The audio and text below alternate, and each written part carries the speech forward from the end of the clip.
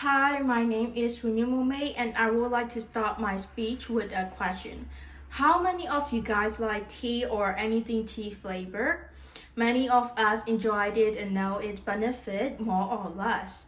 I come from Southeast Asia, so I grew up with tea.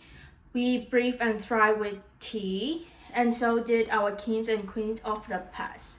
Now that tea is a common thing that we enjoy as a flavor in foods and drink in a modern way, I will inform you today about how tea is consumed and eaten traditionally in my country, Myanmar, Burma.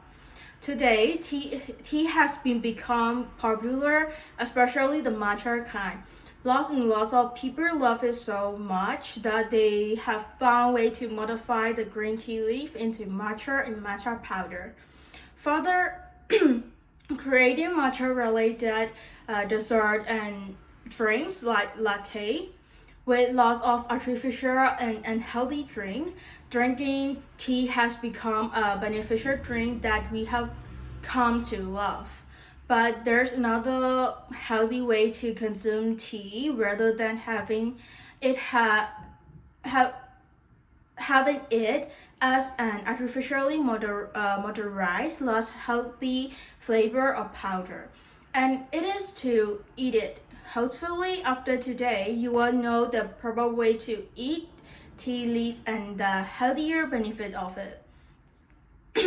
Tea leaf salad or lapato, as my country call it, is a very common food to eat in our country today. However, during ancient time, it was foods for variety. Now, tea leaves are common foods and are consumed either dry for making green tea or are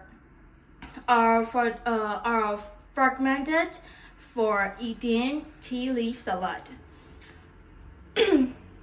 I will first begin by giving a brief history and background and how it was made.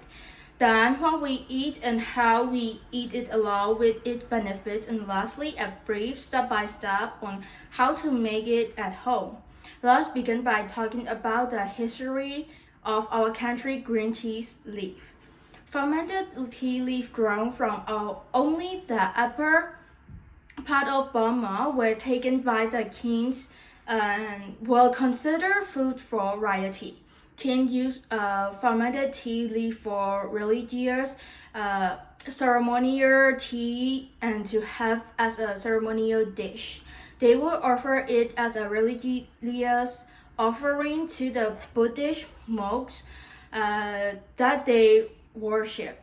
Although fermented tea leaf salads or lapato is now mostly considered street foods and traditional staple food that most households have for everyday meals, it is still used in most religious gatherings and ceremonies as well. Fermented tea leaf or lapat contain antioxidants and beneficial probiotics that are essentially called good bacteria, which help to fight gut problem, and that antioxidant prevent chronic diseases and boost our overall health.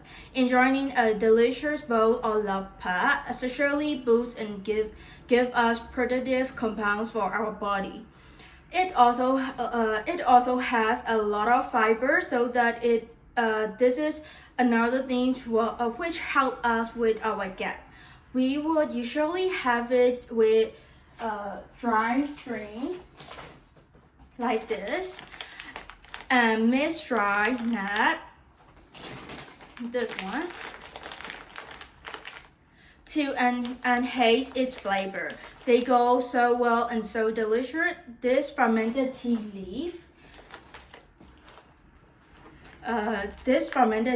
salad also goes along with its tea version as well. And usually old people like my grandparents would have this early in the morning while on the news channel.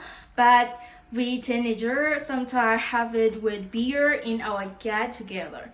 To give a little step by step on how we can eat it is to buy them first. I use Burmese website to order this dry shrimps and maize nut and this bottles of fermented tea leaf. You can just search Burmese food delivery website and order from there. Afterward, you can simply mix the dry shrimps and dry maize nut with the tea leaf.